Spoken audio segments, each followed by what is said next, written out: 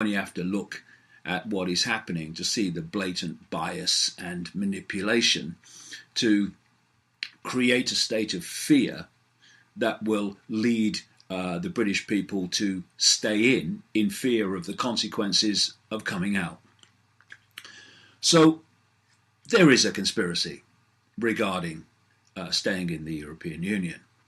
But there is a much bigger global conspiracy within which the European Union is a part, for reasons I've explained in my books and in other videocasts.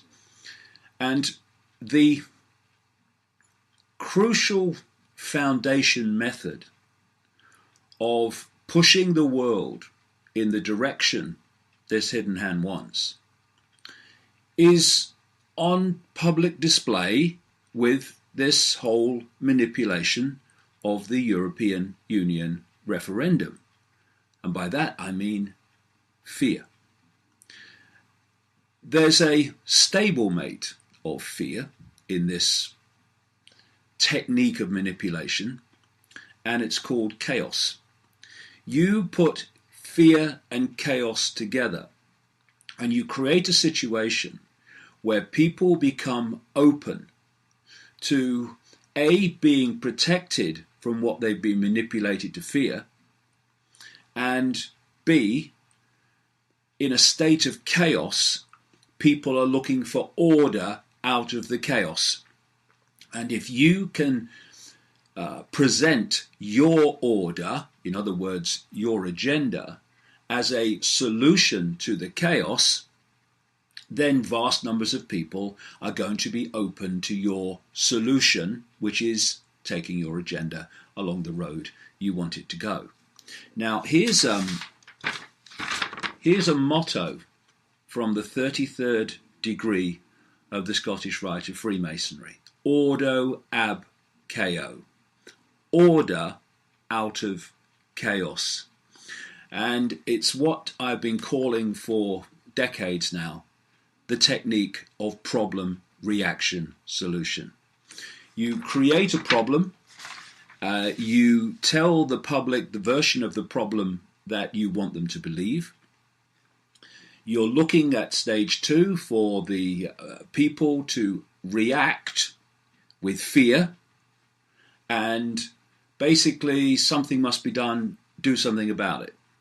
And then those who've created the problem covertly, got the reaction, do something, then openly offer the solutions to the problems they have themselves created. And we see this with the problem reaction of war, the problem reaction of terrorism, the problem reaction of economic collapse, the problem reaction of viruses, the latest virus scare that comes out, and we see the solutions to the problems and the reactions which are pushing this agenda on that I've been exposing now for a quarter of a century. And all this comes together in current events with the migrant crisis. We are seeing every day horrific pictures of families and children who are fleeing war zones created by the very European Union, United States coalition, the countries of the so-called West in general, who have targeted country after country in the Middle East, created mayhem, fear, chaos, and the result of that chaos has been vast numbers of people heading out to Europe, crossing the sea in very, very dangerous conditions, and then walking through Europe. And at the moment, because of the border effectively being closed to all but a few between Greece and Macedonian border, we're seeing a massive backlog of people in Greece. And the pictures are tragic. But as I'm going to explain, there are other facets to this that are part of this bigger conspiracy. It's kind of ironic that Greece, the so-called birthplace of democracy, is being devastated by a combination of EU and other externally instigated economic crises which have brought that country and its people to their knees. And now that is being compounded by this enormous number of migrants who are trying to get into Europe through Greece and are now being held back at the Macedonian border. We've already seen the incredible numbers of migrants who have entered Europe, gone into countries like Germany, and of course the camps in France at Calais, etc., of people who want to make the step into Britain. And what we see is heartbreaking when you see these families and these children. But there is, like I say, a much bigger picture to this. If you ever see something in black and white, then you've got a skewed view of it, because it very rarely is. The truth is almost always found in the shades of grey. And what we have here is not a black and white situation with this migration crisis. In there, you have genuine people who are fleeing wars and tyranny, most of which, almost all of which, are being created by the very Western countries that they are seeking to head into, and the West in general. Countries like Britain, France, the United States, of course, always involved, and Germany's in there in the background as well. And so we see these genuine migrants, and absolutely these refugees of war and tyranny should be absorbed into European communities. They should be given help, not least because the West in general is the cause of their problem, the genuine refugees. But what we also have among this vast movement of people are others who are not fleeing tyranny and not fleeing war.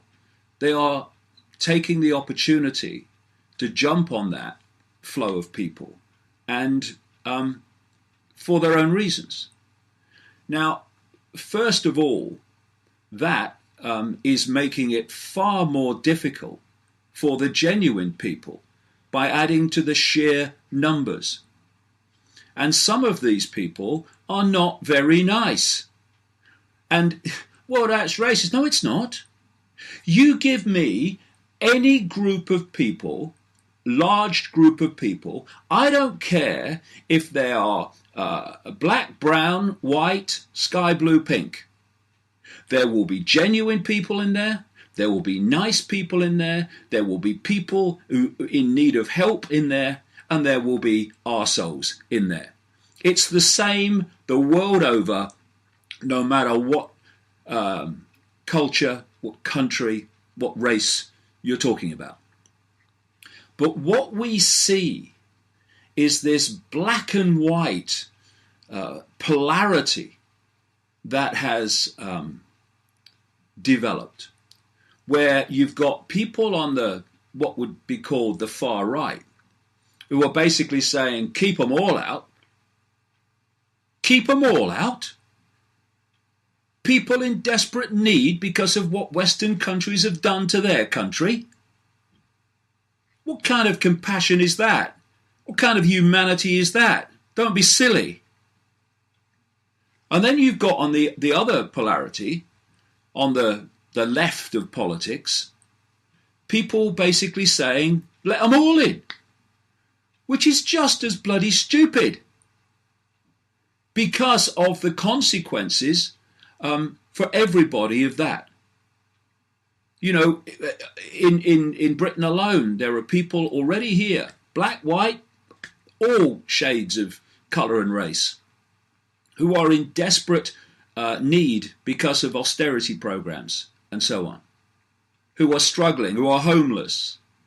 And you can't just say, let everybody in. And what about the effect on them? And what about the effect of people coming in who also will, many of them will end up in the same way? This has to be seen from a bigger picture point of view, and it has to be dealt with from that knowledge. First of all, if you're going to sort out the migrant crisis, you have to, first of all, stop this systematic war in the Middle East. Because as I've explained in the books and in recent video casts, there is a list of countries which they've been ticking off since 9/11. Iraq, Libya, Syria, etc. And these have wars of acquisition, because that's what they are, and devastation, have caused such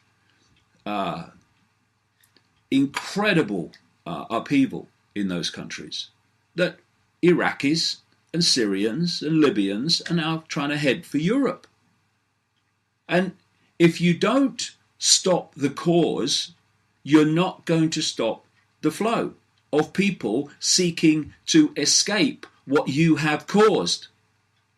So there's number one. That has to be sorted out.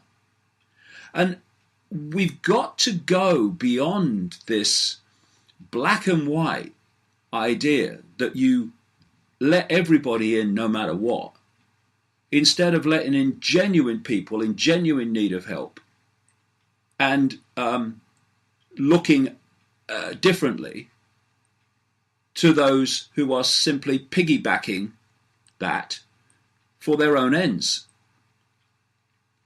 Because there is a much bigger picture here, like I keep saying.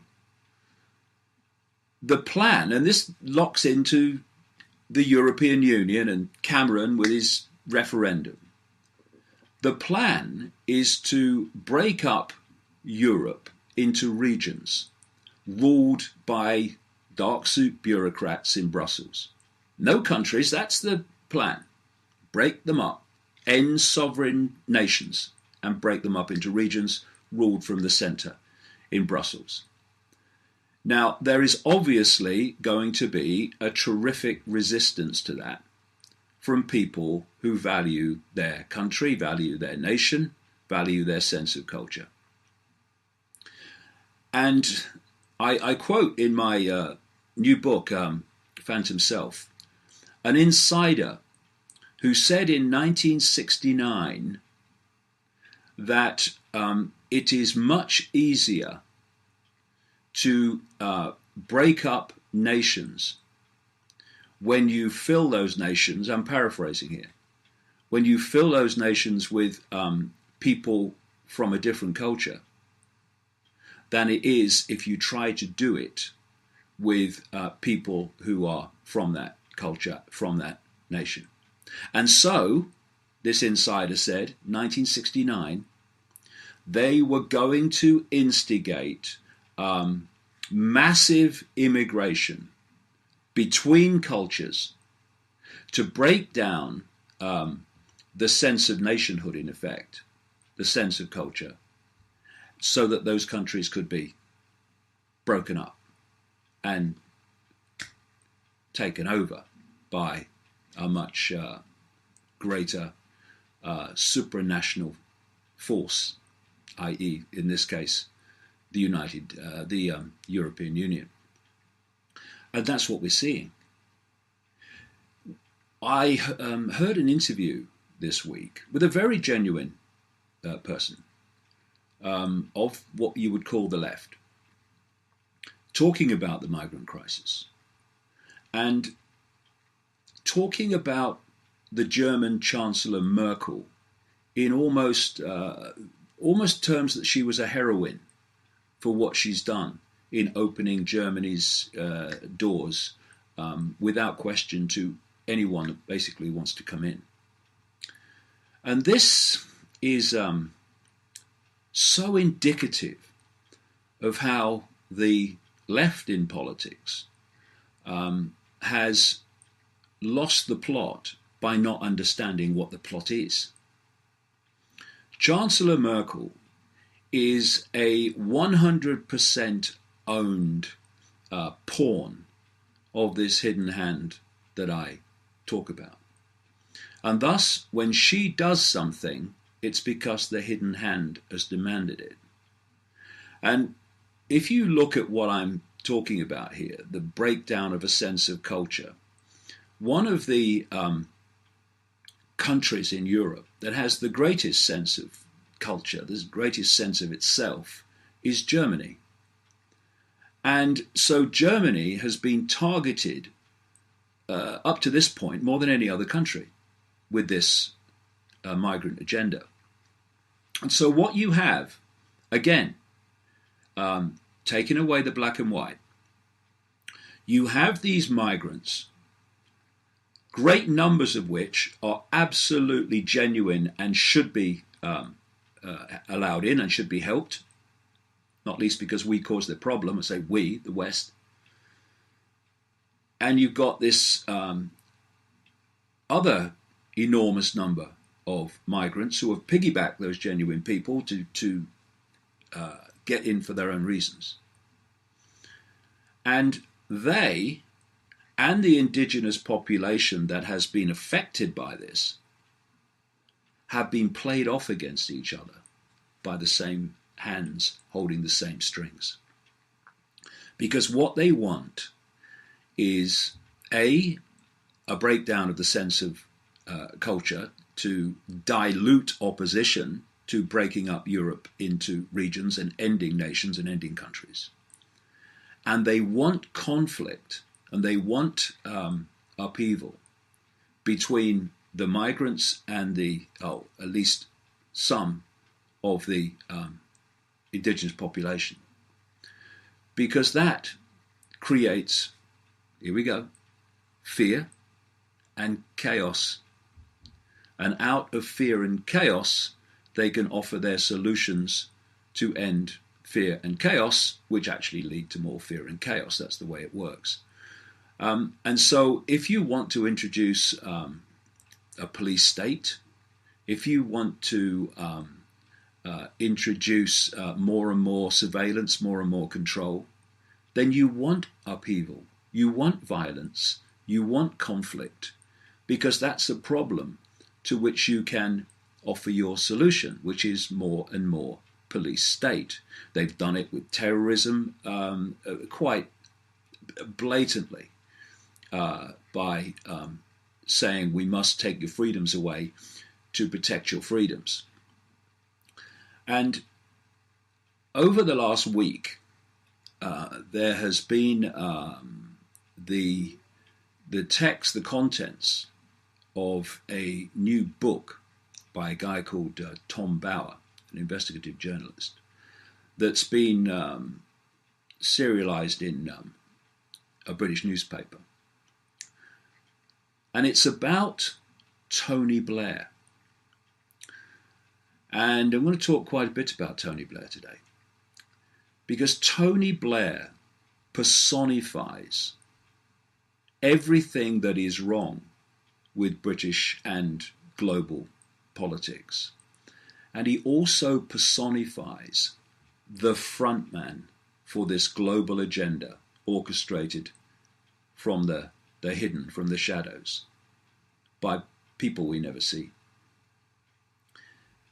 The book reveals the background in detail after talking to civil servants and ministers and politicians, etc., and insiders around Blair in his years as British Prime Minister. And it reveals the background to the invasion of Iraq, which was completely manipulated to find an excuse, weapons of mass destruction, to justify to the public an invasion of Iraq. Problem, weapons of mass destruction, or the suggestion of it, the claim of it. Solution, invade Iraq, get rid of Saddam. It talks about the way, the book talks about the way that the invasion of Afghanistan was manipulated by Blair and a tiny few people around him, excluding even the cabinet of his own government. And it also talks about how Blair and his Home Secretaries in the period of the Blair government systematically and very consciously opened the doors to mass immigration because they wanted to, in the words of one insider, they wanted to change the face of Britain forever, irreversibly, by mass immigration of other cultures. Now, what I'm saying here is not whether that's right or whether that's wrong in terms of what they call the multicultural society. That's not the point of what this video cast is about. I'm not saying anything regarding immigration in and of itself at all. What I'm pointing out is that mass immigration into Britain under the Blair government was done on purpose for a specific end. Did they do it because they cared about the immigrants coming in? No, they couldn't give a damn. They did it to change the face of Britain irreversibly forever. Because Blair is a front man for this hidden hand. That's why he's done all that he's done. And I'll go into that as we go through the videocast. And what we're seeing now is a much expanded European version of the same technique. And right, left, center, whatever people call themselves, need to stop fighting each other and arguing with each other. And all parties, left, right, center, migrant, European population, need to turn their eyes on what is really happening.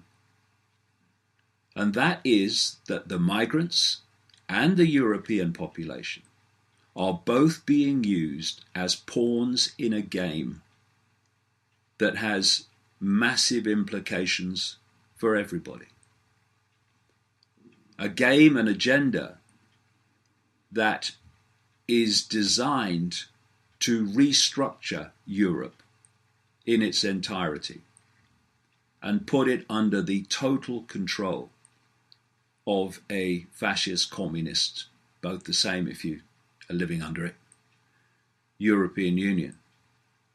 And that, again, should be in the minds of anyone when they come to vote in this EU referendum over whether Britain stays in or comes out.